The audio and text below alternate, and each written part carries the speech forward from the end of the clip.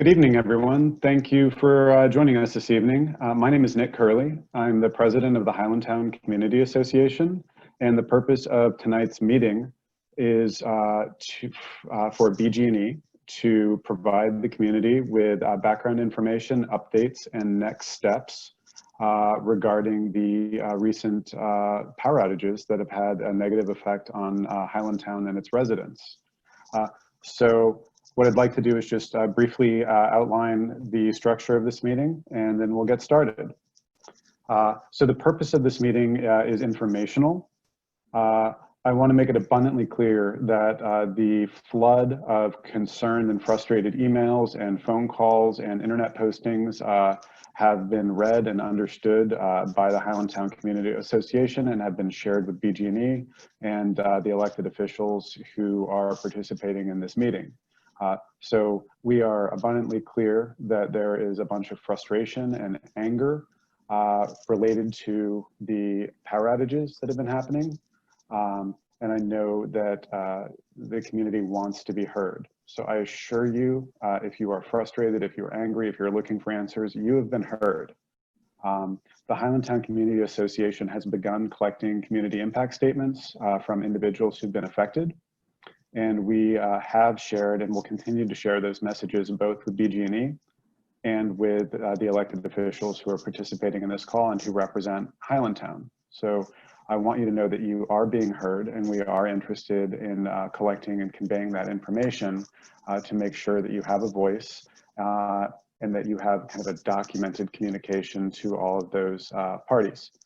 So the purpose of this call is not to share more frustration. It's to advance the conversation and look forward, understand the challenges we faced and what comes next. So hopefully we can facilitate a constructive and forward-looking dialogue with the folks on the line from BGE and figure out what we can do as a community to move forward. So ground rules. This meeting is set up to force mute everyone who enters the meeting. The only participants who will be unmuted are the representatives from BGE and Vanessa Bennett, Vice President of the Community Association, who is assisting me in facilitating this meeting. All other communication in this meeting will take place via the chat function, and I will do my best to manage that.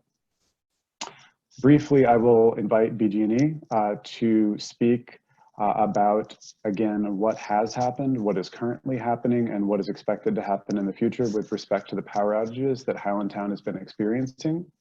At the conclusion of all of that conversation, we will take questions for the BGE team via chat to the extent we are able to in the time allotted. This entire meeting is being recorded and will be shared via the Highlandtown Community Association website, probably tomorrow, and will be sent to the BGE team as well, including all the chat comments and questions. So to that end, if you have a super specific question or want to make sure that someone from BGE is able to follow up on your question if they're not able to address it tonight, I'd encourage you to put whatever personal information, including your email address, if you're comfortable with that, in your comment in the chat, so we have a record to follow up on any outstanding concerns following this meeting. And with that, I would like to invite the team from BGE, who I'm about to collectively ask to unmute.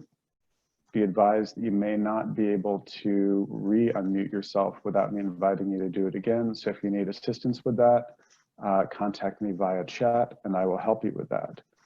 But BGE, the floor is now yours. Thank you for joining us tonight, and please begin.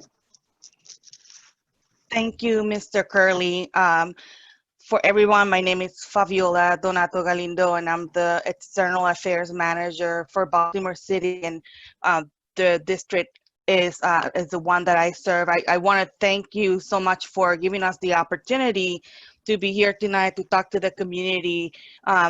Along with me, I have my manager, Emmanuel Moore, and also Allison Black with us as external state affairs manager, as well as some of our electric operations team who you will be hearing briefly about what you have been experiencing and our steps to move forward. I want to thank personally Ms. Vanessa Bennett, who have been in conversations and allowing us to communicate updates with you as we go through this project. So I now want to let Emmanuel make a couple of remarks, and then we'll hear from our electric operations team.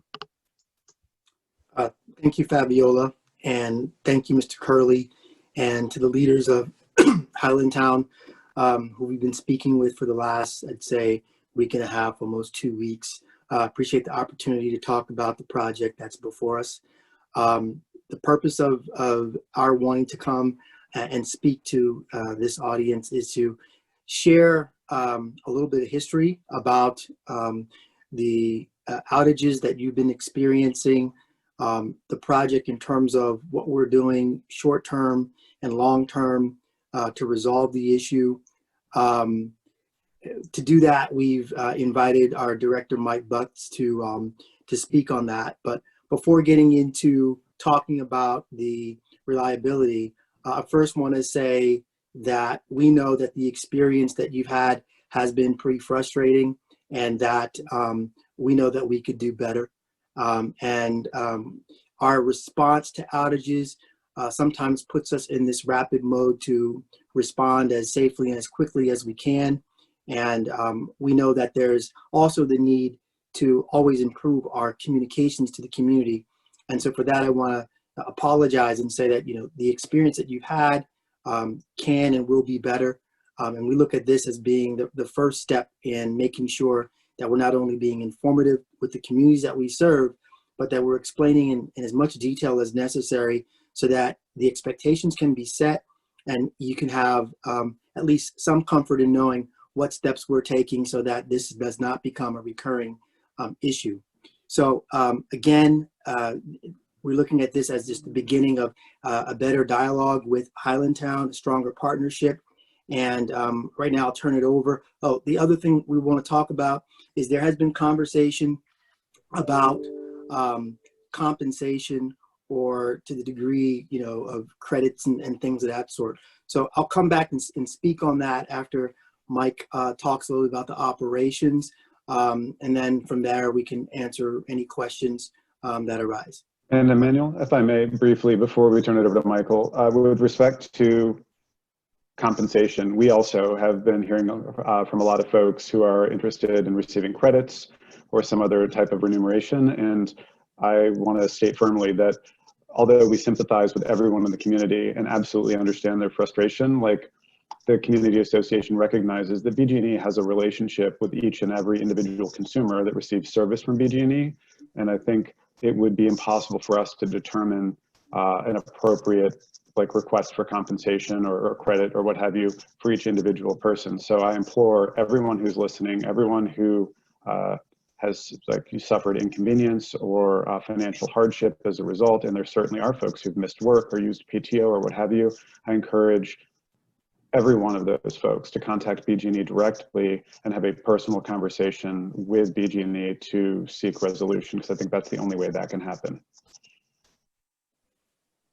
Thank you. Mike, would you mind talking a little bit about the project? Sure, I'd be glad to. Good evening, everybody. I'm going to tell you a little bit about myself and my position in the company. So I'm Mike Butts. I'm the director of what's called Regional Electric Operations. Essentially, I'm responsible for the electric operations of Baltimore City, up north in the Baltimore County and Hartford County.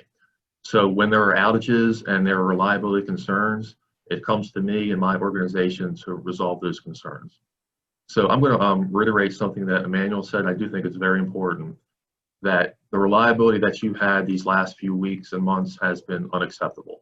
It's unacceptable to me. It's unacceptable to the upper leadership of Baltimore Gas and Electric. We can and will do better, and I personally commit that I will stay on this until the reliability is where you expect it to be. So with that, what I'd like to do is share with you a little bit about how you're supplied, what's happened, and then what we're doing to improve your reliability. So Nick, I think you have a graphic that was sent to you. If you're able to show that on the screen, that would be really helpful.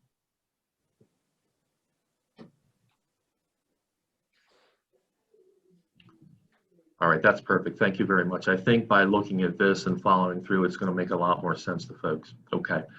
So this right here is a diagram of how you're supplied with our electric lines. Every place that you see a solid line, that is an overhead line. So that's the poles that have the wires on top of the poles. Every place you see a dashed line, that's an underground line.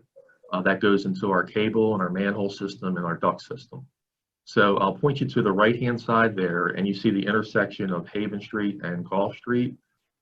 This community is tapped off the overhead lines that come off of Haven Street, and then they pretty quickly go underground, and you'll see that most of the supply lines that go into the community are underground.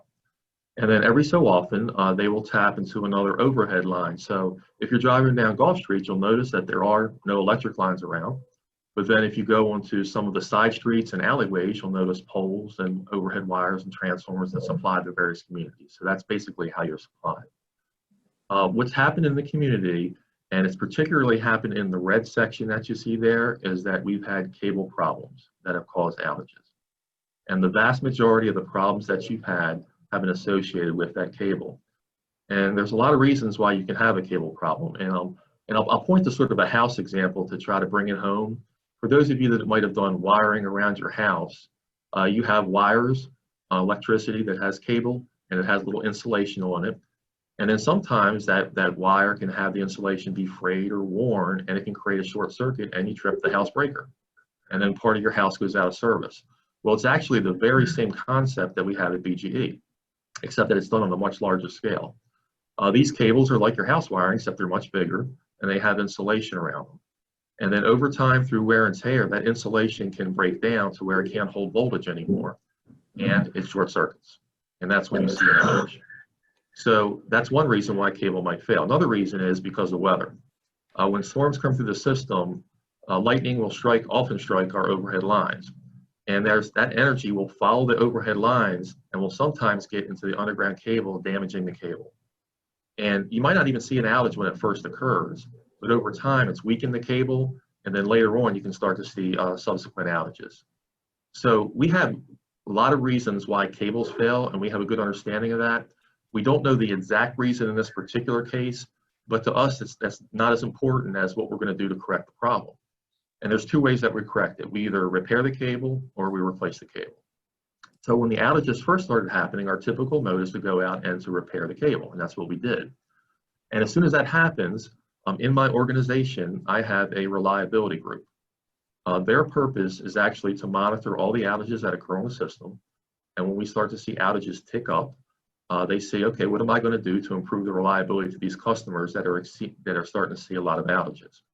And in fact, they did see that outages were occurring out here, and they started to look at what we could do to improve the situation. Unfortunately, the cable started failing at a much higher rate than what we're typically used to seeing.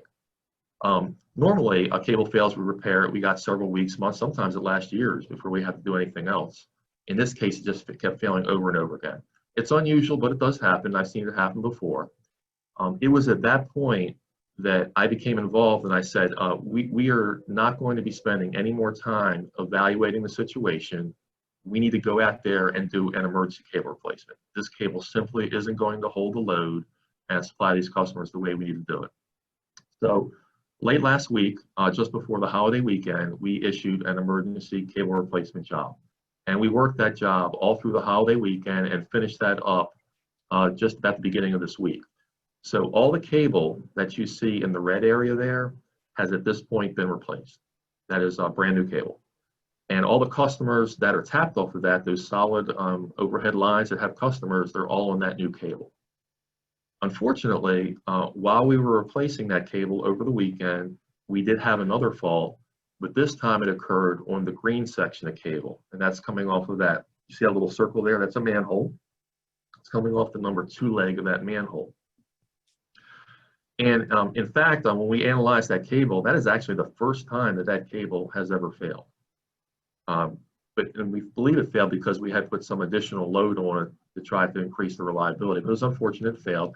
So again, we interceded and said, that's it. Okay, we're not going to spend any more time. Even with the cable that we think was relatively good in reliability, we're going to replace that too. So we've initiated a 3-phase project. The first is to replace the cable in the red section, which has been completed. The second is to replace the cable in the green section, which is currently underway. And then the third phase is going to replace the cable in the purple section. Now, it might be hard to see the colors there, but the purple section would be the number 3 and the number 4 coming off of that manhole in the center there. That'll be the last phase, and that'll occur over the next few weeks. So I want to give you the status of where we are right now with that second phase, and also a little bit about outages that we've had to take in order to do that work. Some of the customers in the community have received a message from BGE saying that we're going to take an outage at 2 a.m. for 2 hours in order to do work on our system. And the reason we need to do that is if you look at that green section and you see those 2 sections of overhead wire, the solid lines, as soon as we try to cut that cable, those customers lose service. So what we have to do is to provide temporary supplies to those customers before we cut the cable. So we can provide a temporary supply by a generator. In fact, one of those lines has a generator on it. Or we can provide a temporary supply by a temporary cable to another line, and that's how we supply the other line. However, in order to do that, to transfer from their normal supply to the temporary supply, we need an outage to do it safely for our crews. So the first step is you take an outage, you put them on temporary supplies, you clear up that cable, and you replace it. Once you're done replacing the cable, you take a second outage to then take those customers and put them back onto the new cable. So the reason that customers have gotten that call for a 2 a.m. outage is so that we can install those temporary supplies, and then they will get another call for another 2 a.m. outage to put them back on the new cable. So I did want to explain that in case that was a question why that was occurring. We expect that if all goes well, that cable will be replaced by tomorrow, end of day. And if that were to occur as planned, we will take another short outage at 2 a.m. on Saturday morning to take those customers and put them on the new cable.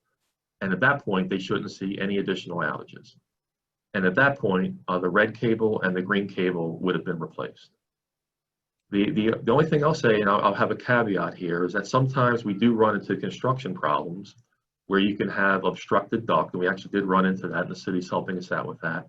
That can delay the project. So it's possible that it wouldn't occur Saturday morning to transfer the customers. It could occur a little bit later than that, but we don't expect it's going to be any more than a few days before that cable will be replaced and we'll have the customers on the new cable.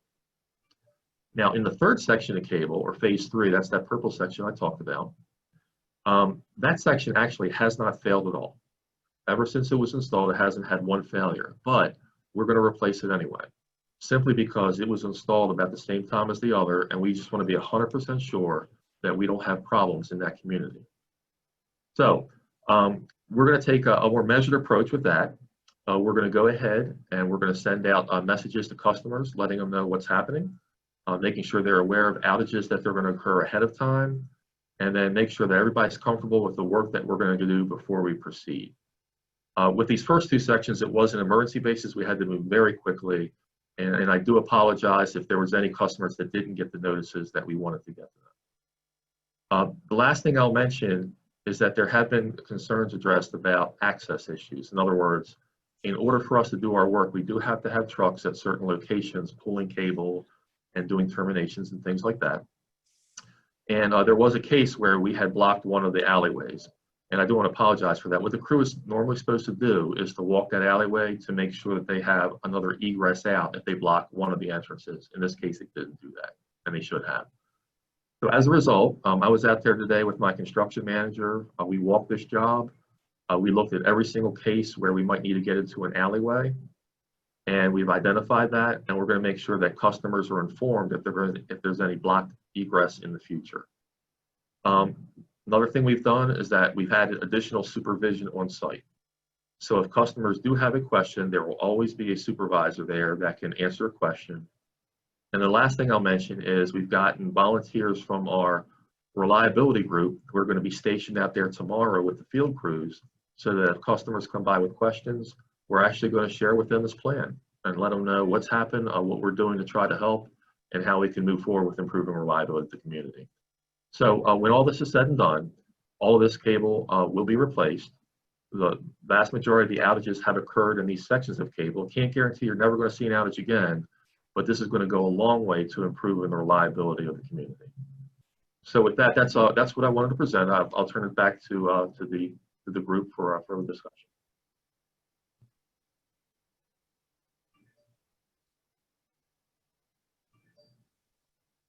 Outstanding. Thank you, Michael. So with that, is there anyone else on the BG&E team that would like to talk about their role in responding to the outages or next steps?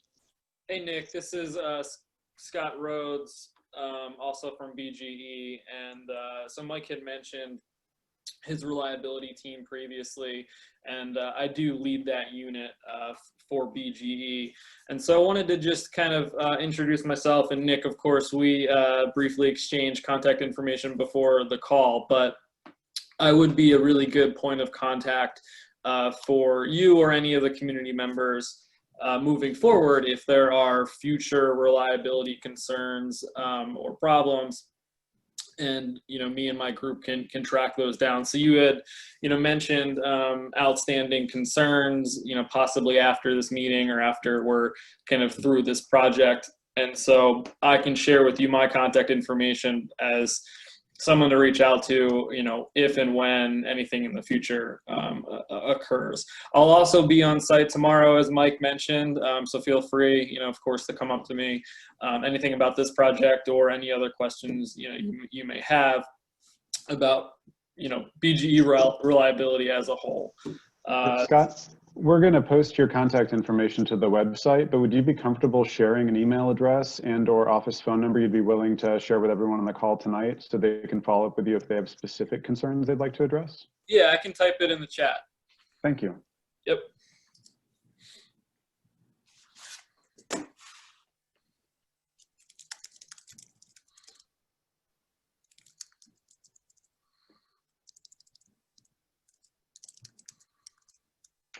Everyone, while Scott's typing, I just was looking through the chat earlier, and one of the initial questions was, okay, so who do we contact at BG&E? And I've been going back and forth with some folks via text during the meeting thus far, and the answer is Scott Rhodes. So this is Scott, and he'll tell us about what he does. And after that, when we go to Q&A, if you have specific questions about general issues, not your own personal issues, I think this forum would be a great place for that. And with that, I'll turn it back to Scott. Yeah, that's really most of what I had. Emmanuel, were you raising your hand because you wanted to jump in? Yeah, absolutely. Great. Thank you. I appreciate that. I had to go on mute because of my dog. So what I wanted to talk about, and I know you had mentioned earlier, Mr. Kirtley, about the compensation discussion, but I thought it still might be helpful to have just an overview of the type of process that we have in place to assist customers who want to file a claim for damage against BGE. You can go to our website. There's a claim form that each customer can fill out and provide detail on what loss they experienced. Now, the thing I wanted to also highlight is that when it comes to power supply, say damages that are related to the loss of power, such as groceries in the refrigerator, that's not something that BGE takes responsibility for. Where the power supply becomes an issue and a claim might be approved is if there is willful neglect on the system in terms of the way that we are repairing or installing or in some cases responding to an outage. In this case, that's not what the situation has presented. In fact, the damage or the problem cable was the cause, and we've been working to repair and then replace that. But the claims form is available on bge.com. I can also submit a link to the chat to give you instant access if that's something that you're interested in. Our claims department will review every claim that is sent to us, and then there'll be a ruling on it. And just to hold us accountable, if you receive a ruling that you're not satisfied with, you can always appeal the ruling before the Public Service Commission. And I see that the Public Service Commission is actually on tonight. But I just wanted to bring that to your attention. And that's the way that, you know, claims and damage issues are processed at BGE. Now, we do know that this outage has created these outages have created lots of frustration, lots of problems and inconvenience within the community. And we regret that, but it wasn't willful negligence. And to respond to some of the things that we've been hearing in terms of people lost food and things of that sort, one of the things that we can do in terms of partnering with our communities that we serve is by using our philanthropic or our corporate giving side of the business, where we can partner with nonprofits to help meet the community's needs through the services that they provide. One of the things that we did in this instance was we sought the help of the Maryland Food Bank to partner with us and help us to distribute food to those who might have lost perishables, found it difficult to get out and get groceries because of the outage. It's not something we typically do for outages, but you know, we heard some of the things that have been brought to us. And so that is one way that we're looking to continue to partner with the community and work with the nonprofit to help in this area. The other thing that we may be able to do is we've been having multiple conversations with the community association. And to the extent that the community association is a 501c3 program, there may be opportunities for us to partner with the programs and services that it either provides on a regular basis or would like to provide. And so, you know, we're interested in having those conversations, but because the nature of this outage was one in which there wasn't any willful negligence, I don't believe that claims would be honored, but you're more than, we're more than willing to provide the link, and we will review each claim in its own merit. So I just wanted to share that information as well. Hi, Emmanuel. This is Allison Black with BGE. I just wanted to make one point of clarification regarding the claims. While Scott is our point of contact for the community, he's not the point of contact regarding claims issues. So if you do wish to file a claim, please do it through the department, through the claims department within BGE. Thank you. And again, I'll share that information in the chat. Thanks, I really appreciate that. And I guess I just want to put a fine point on something, and I mean no disrespect, but I think it needs to be said that this conversation with the community is sort of predicated on the understanding that the level of service received or the performance has been unacceptable. So again, all I can do is ask that BG&E engage with each individual customer, understanding that there are people with lives that have been impacted and interrupted. And I'm certainly recognize that BG&E has a formal claims process and allows or disallows certain things based on negligence or the lack thereof. And all I would ask is that BG&E thoughtfully engage this community that's feeling aggrieved and upset and in need of some support. And I think that support could take a lot of different forms. And if the Highlandtown Community Association, a 501c3 nonprofit corporation, can help somehow distribute or facilitate additional support, then I'm all ears, provided we have ample opportunity to plan for and engage in that support. But I'd like to believe that there is some broader spirit of understanding and engagement that you would use to respond to the situation. So with that, is there anyone else at BG&E who's interested in sharing thoughts about what's happened in the past, what's happening presently, or what we should expect in the future?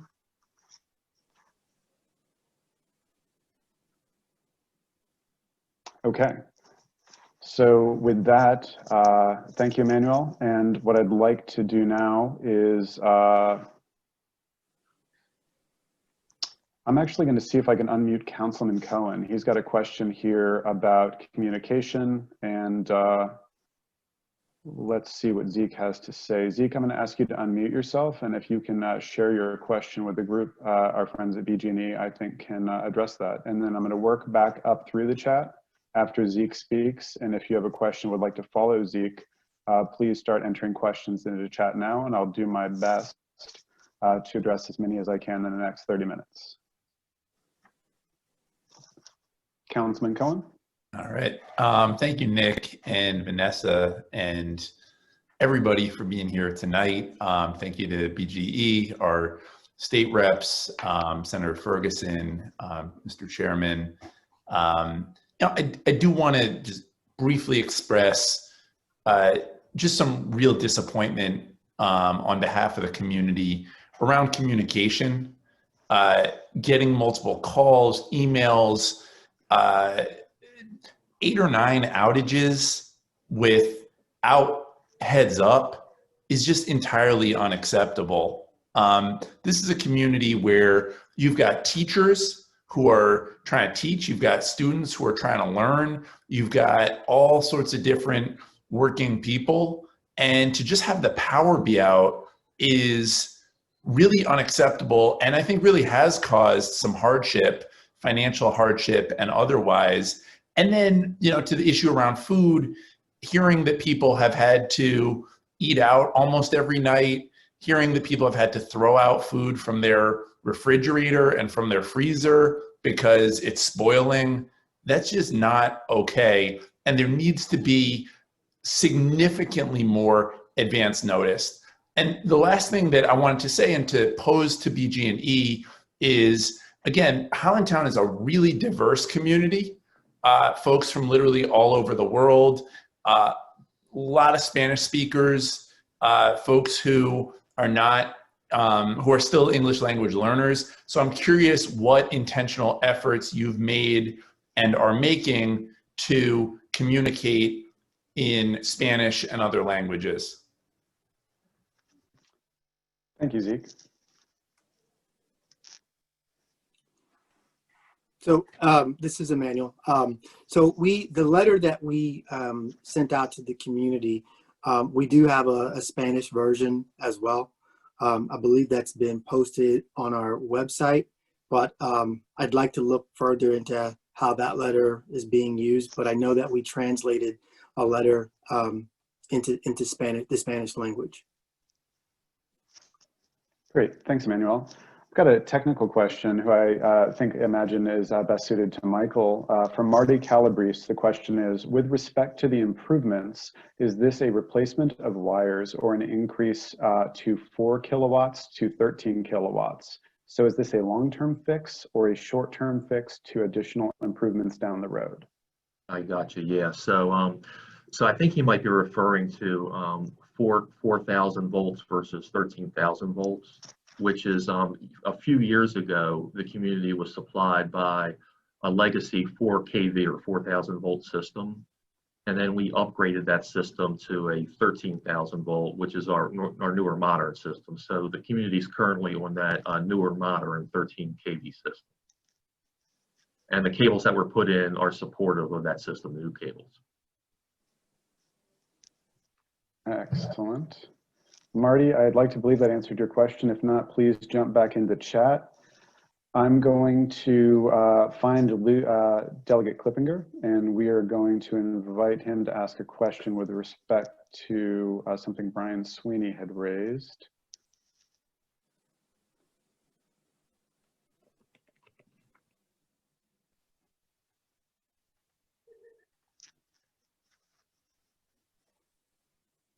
Thanks for your patience as I learn how to use Zoom in real time.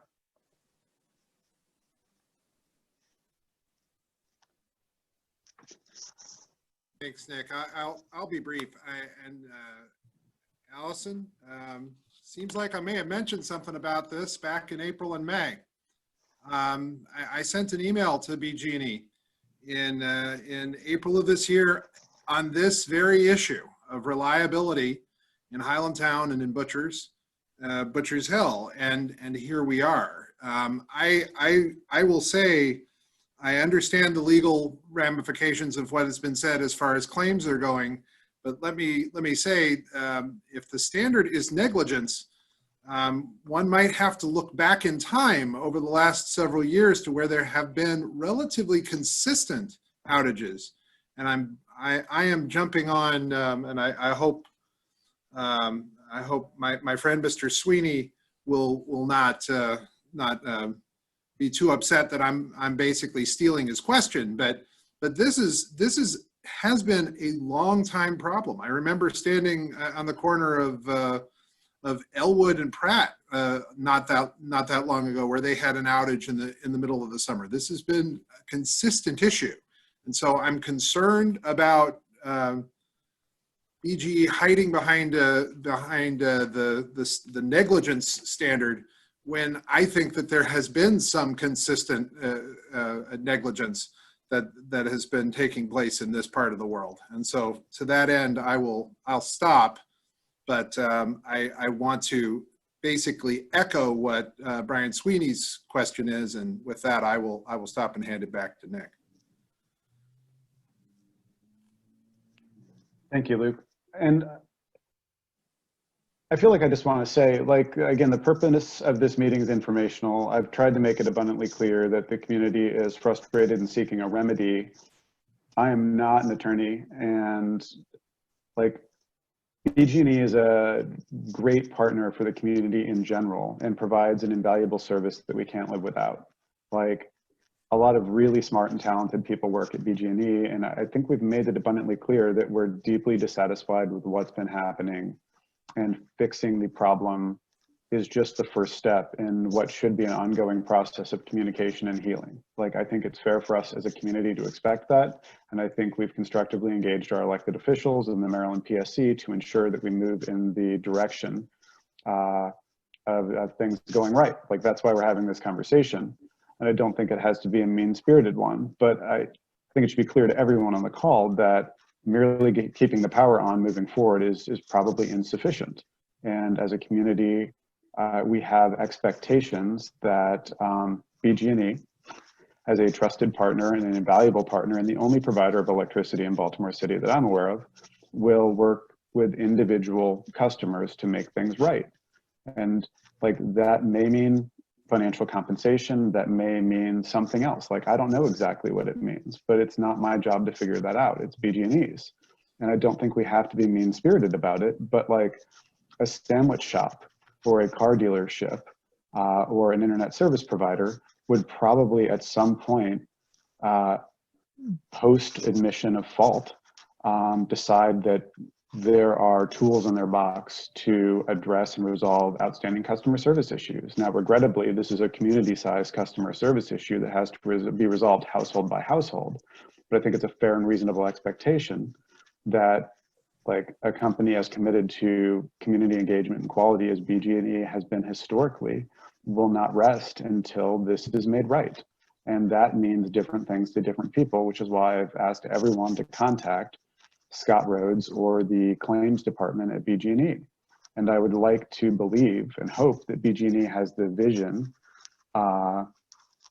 and understanding of its commitment to the community to make things right.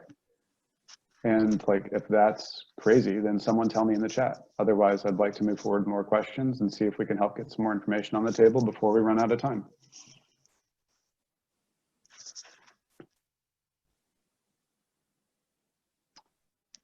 All right, I'm reading chat now, looking for questions.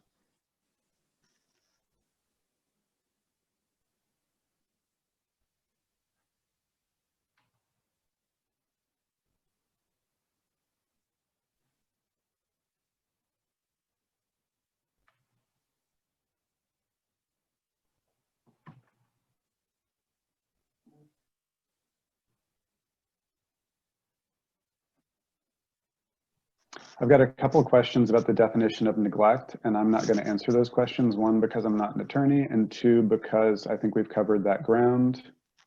Is there a projected date for completion of this project in its entirety, Michael? Sure, yeah. So the phase 2 project, like I said, if all goes well, we're going to finish that project on Saturday morning through the outage that will take to put customers back on the new cable. That could extend a few days though if we run into construction issues, but no more than a few days.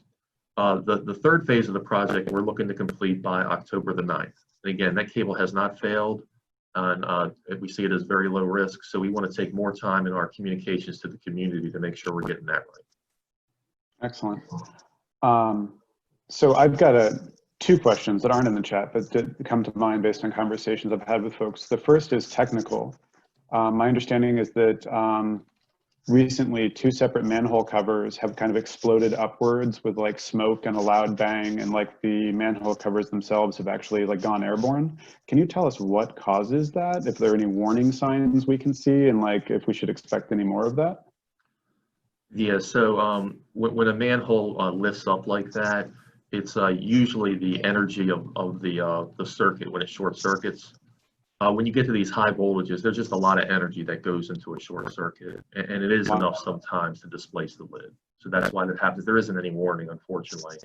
The good news, though, is that by replacing all of this cable, we have very significantly reduced the risk of any outages when that cable caused that kind of event. It's outstanding. And is this pattern that we've seen and the need for infrastructure improvements unique to this set of cables in Highlandtown, or is the rest of Highlandtown equally exposed yet not yet? Like we haven't seen it. Like, so for instance, across the street from me, this is an issue, but at my house, it hasn't been. Should I expect similar events, or are we doing a more like broad prophylactic approach moving forward? Yeah, so this particular tap that I described in that diagram I showed is definitely unusual, the kind of events that we had there, and we would not expect to see that anyplace else in Highlandtown or in the system, hopefully anytime soon. However, cables around the system, they do have outages, and that's why Scott Rhodes, who introduced himself earlier, who's the manager of our reliability group, that's the group that monitors all of that, to make sure that if I have a particular area, it's got a lot of outages, they're going to take appropriate action to fix that problem.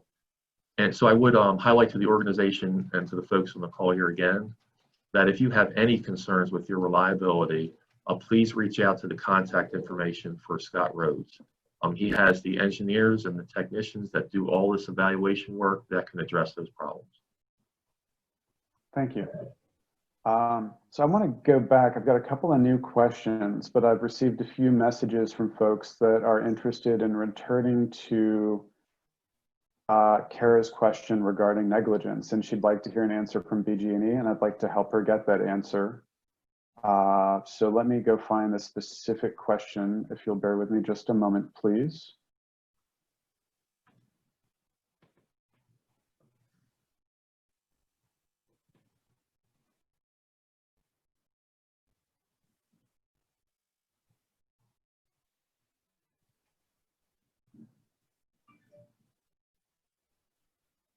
All right, so Kara's question is, who decide what constitutes willful neglect? How is BGE held accountable for this in light of their duty of service? It has taken the involvement of our community association and elected officials to have this issue clearly addressed. Would someone from BGE please take that question? I don't work in the claims department, but I'll try to address it. Willful neglect is looked at by the claims department and perhaps our legal department as well.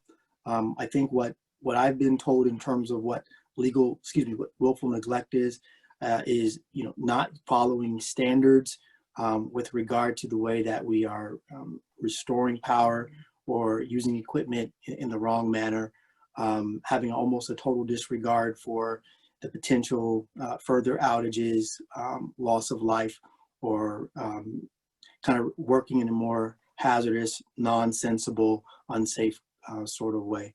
And that's my understanding as it was shared to me, but I can certainly take this back to our claims department and our legal team to get a more solid definition. Thank you for that clarification. I'll look for some follow-up if anyone's looking for it down in the end of the comments. Let's see. Next question from Erica Croce. Sorry if I mispronounced that.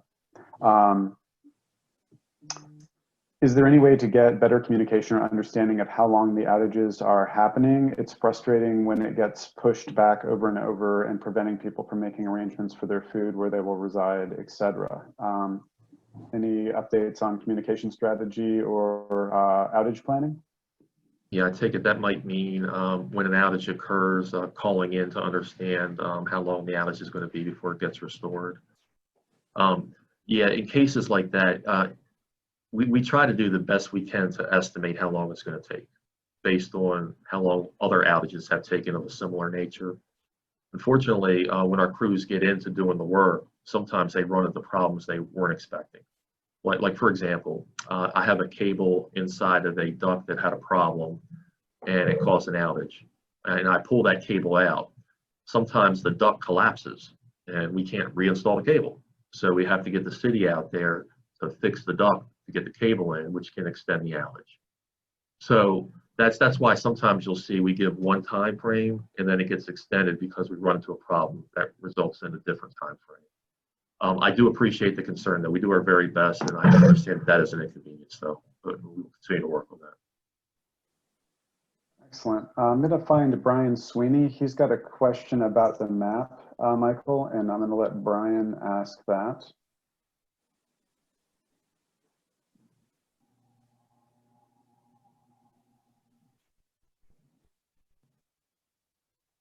Brian, you should be unmuted. Ah, there we go. I think I'm unmuted. So my question is regarding the map and the areas that have been completed, the red areas, the green areas that are soon to be completed, and furthermore, as the project completes, can we expect that the red area, having been completed, is now not going to see unplanned outages and minimal planned outages, because that actually covers a pretty wide area. If that's the case, I would assume that the green areas, the soon-to-be-done areas, will follow suit with that. But is it a fair assumption that what's been done is now stable and no longer is subject to outages? Yeah, that is a fair statement. I would say that it's stable and very, very reliable. When you say not subject to outages, I only pause there because there are some times where construction activity occurs and people will dig into the cable, right? It's not necessarily the cable's fault, but somebody dug into it. So you can have things like that happen that can cause an outage. But generally, when you put new cable in, it's pretty stable. And the customers that are off of that cable, they should not expect any more planned outages either, because they've already been transferred to the new cable. The only ones that should expect planned outages, we have one more set of planned outages for the folks in the green, and we'll have 2 sets of planned outages for the folks in phase 3 of purple, based on the way I described it before, and that's it. The rest of them, though, shouldn't have any more planned outages. Excellent. So I've got a question coming in through a different channel, and it's a revisiting of Delegate Clippinger's question with respect to why wasn't this addressed earlier, and why did it take all of this to get an answer? I guess just being matter of fact, is it typical, do outage patterns like this typically result in a more aggressive and responsive customer service approach? Did the ball get dropped somewhere? Or is this situation reflective of standard operating procedure? And if so, can we learn more about that? Yeah. So I'll address that one. So again, we have our reliability group that's monitoring outages across the system. And once we start to see outages begin to tick up, they dig in and figure out solutions, right? What was very atypical for this area is to have so many in such a short period of time. In fact, it happened so fast that the reliability group didn't have a lot of time to react. They were in the process of developing the plan when more outages were occurring. That's not normal. That's why I have personally initiated the emergency cable replacement job and just said, we got to stop. We just got to get it all off the system. But that's how it happened, though. In a normal situation, they would have developed a plan. We would have engineered it, designed it, put it into place, and solved that problem. But it just happened so fast. Outstanding. If I could add to Michael. that, I would add to what Mike just shared. In a normal situation, we also would have had time to socialize the plan with the community before we executed the design. And because of the rapid pace of these outages, we're catching up with making sure that we're informing the communities. So that adds some complexity to our outreach to community leaders as well. Outstanding. So I guess to that end, I've got a question from Kristen Byrne. Is there a way for BG&E to work on their app so that residents are updated in a more accurate and frequent manner, i.e. residents shouldn't have to keep checking their phone to see when power will be restored? And I'll extend the scope of that question to cover situations such as the recognition that there's a larger systemic problem and a plan is being implemented without the benefit of preemptive communications. Is there a technology and communication platform that BG&E can leverage moving forward to communicate more proactively, even in emergency situations? Yeah, I'm not sure we have the experts on the phone to directly answer that question, but that's absolutely one we can take back to the folks that do produce those apps for BGE and can ask that question and get a response to you. Thank you very much. Go back to the chat, guys. We're looking at about 8 to 10 minutes. So if anyone has any unanswered questions or wants to get some, I guess just to cover a point from folks who were late to join, this meeting is being recorded, will be posted on the HCA website, and will be shared with BG&E to facilitate follow-up on unanswered questions. So if you want to get something into comments with your email address or contact information, BG&E will definitely have the opportunity to follow up on this. Looks like Natalie has a question. Joined late. With regards to the map, what about the streets that do not have any coding? I'm sorry, Michael, do not have any. So on the map we shared, I'm going to put that back up for just a moment. Okay. So on the map that we shared earlier. Yeah, I think I understand this one, and the map can be helpful as well. But I think what I read into this is anything not on the map that is still within the area or within the community. How are they affected? I think that's the question. If not, please clarify. But essentially, what you see here in the map is where we've seen this atypical uptick of outages that Mike had referred to previously, where we're having multiple events in a short 1 or 2 week time frame. It doesn't mean that we're not continuously looking into and monitoring other areas or other neighborhoods in ancillary sections. They just are fed in a different route or from a different circuit. And that really hits on, again, kind of what our reliability group does, where we're looking into different metrics, and every time there's an outage, particularly in Highlandtown now, because it is such a high priority issue. I mean, I can honestly say this is our number one priority within our reliability group.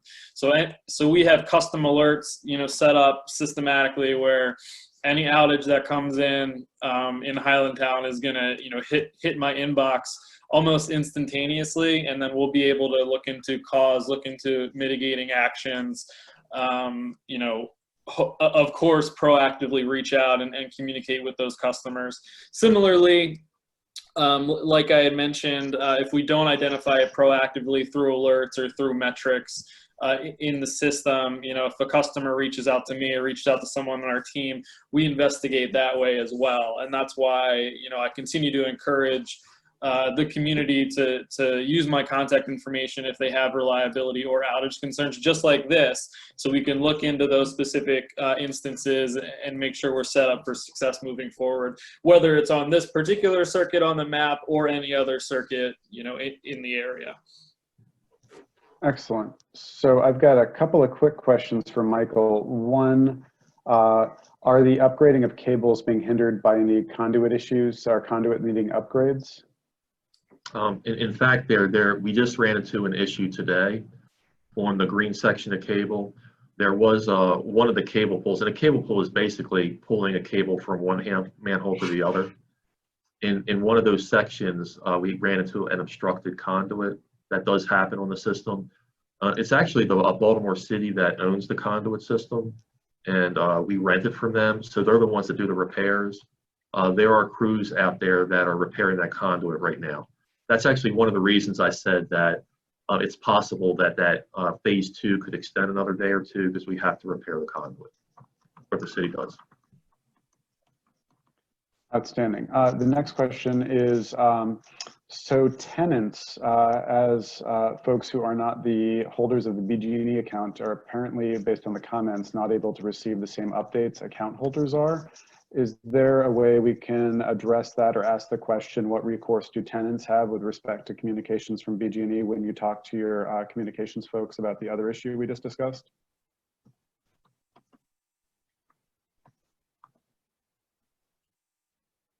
Is that possible, BGE team?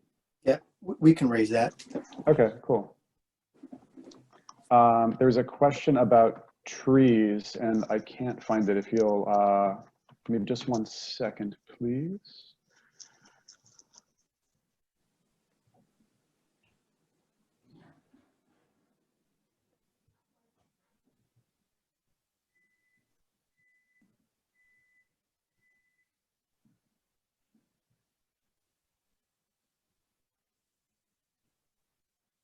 Nick, I think I read that question earlier in the chat. Oh, thank you. Where there was, I guess, some branches that had been broken, or maybe some damaged trees from trucks parking on the sidewalk.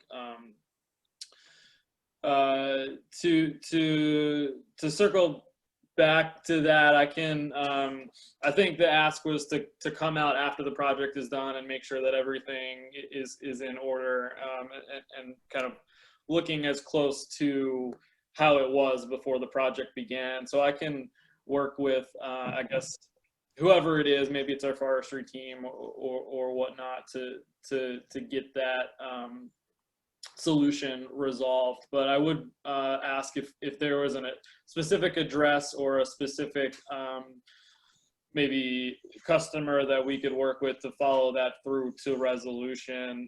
I can, again, be the point of contact for that. And I guess generally speaking, when work crews are in a community, if they create debris of any sort, I assume it's part of standard operating procedures to clean up after themselves. Can you validate that? Yeah, absolutely, yeah. Yeah. If there's any concerns with cleanup of debris, if you have a concern with, let's say, a tree or a branch that was broken, those can be raised to us, and we have crews that can go out and address it. Outstanding. So just a quick thought, Kara, I see your question from 727 with regard to filing claims. If you scroll up in the chat, Scott Rhodes posted a link to file claims, and following this meeting, the HCA will update and post a document by midday tomorrow, probably. And just to recap some stuff from earlier in the meeting, that claims link is going to be on the HCA website. The link to file an impact statement is going to be posted on the HCA website. And the contact information for Mr. Scott Rhodes at BGE is also going to be on the website.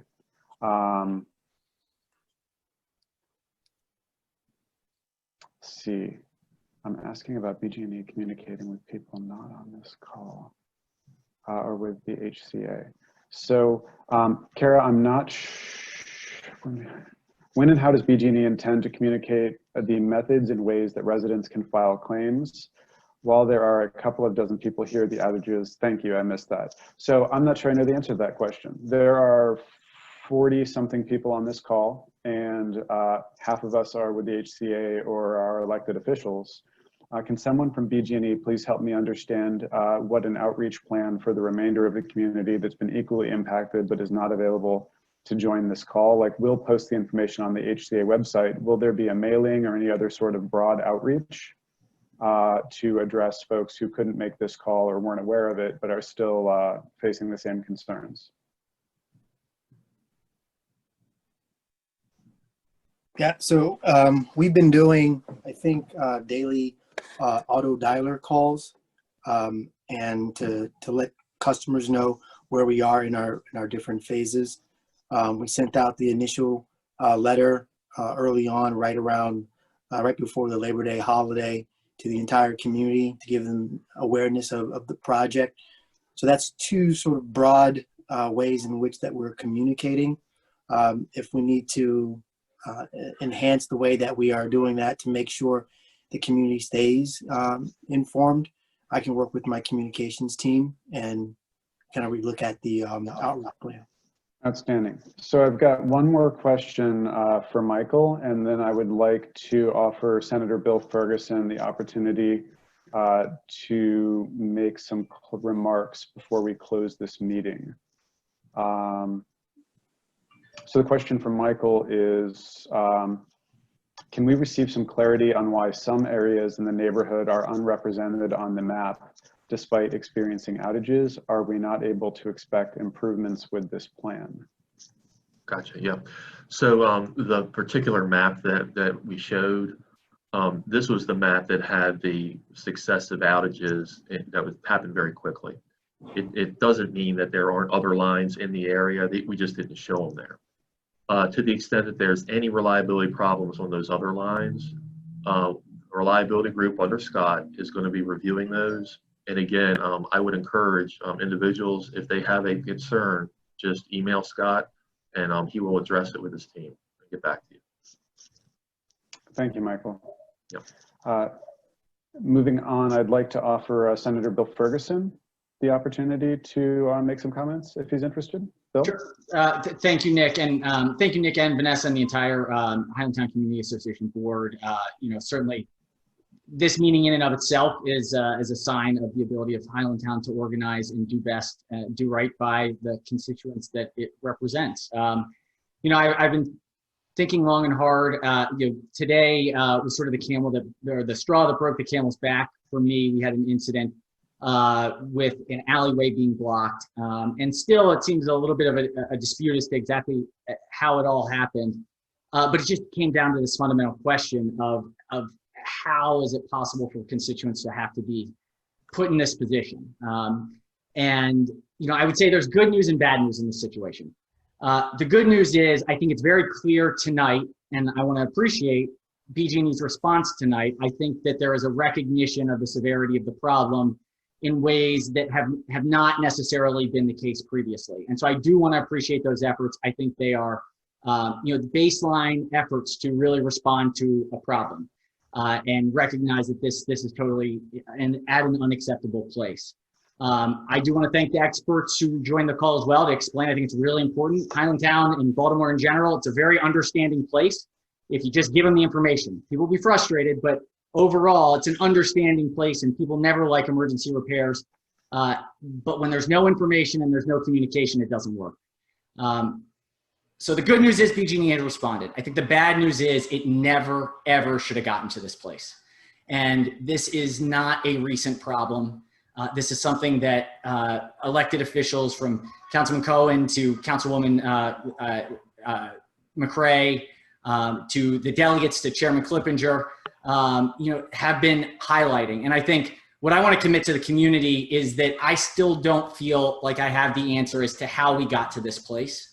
And that's something that we will work on to make sure that we understand. And I do want to thank Chairman Stanek from the Public Service Commission for being here this evening. It's really important that people have confidence in our utility. And BGE can be a phenomenal, phenomenal partner. They're making great strides in many different areas on renewable energy across the board. But it's the basic service provision that has to be right. And here, it just wasn't right. So I appreciate the response today. And I commit to the community that we will continue to work to understand how we got to this place so that not just these few blocks, but our surrounding neighbors and then throughout, across the city and the region can feel confidence that our utility is going to be proactive and solve problems wherever possible. So appreciate the work that you all have done this evening and more work to come. Outstanding, thank you. In closing, I'd like to thank you all for joining us tonight and just restate a few nuts and bolts ideas from earlier in this meeting. So I hope you found this helpful and the information presented useful. We will post the recording of this meeting to the HCA website in the next 24 hours and provide the same recording to BG&E for their own use. I urge any and everyone who's been impacted by power outages to visit the impact. Sorry, I'm trying to do too many things at once and I can't even think straight. To visit the impact log and share their story. Their stories, all of your stories will be shared with the folks at BG&E and all the elected officials that have participated in this dialogue. And so I want you to know you are being heard, you will be heard, and we're interested in hearing your feedback and about your own personal situation. I encourage everyone to engage with BG&E on a one-on-one basis to pursue concerns about compensation or credits or whatever we want to call it. Again, BG&E is a great partner historically, and they are certainly deeply resourced, and I expect they have an understanding of what it takes to make situations like this right. So I'm hoping they do that.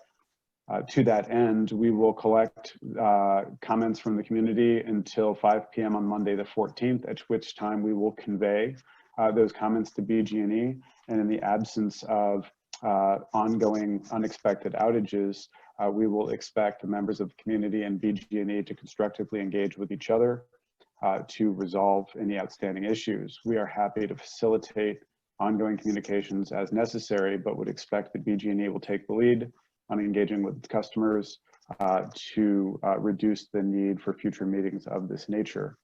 And with that, again, I thank you for joining us. I'm going to check the chat and see if there's anything else.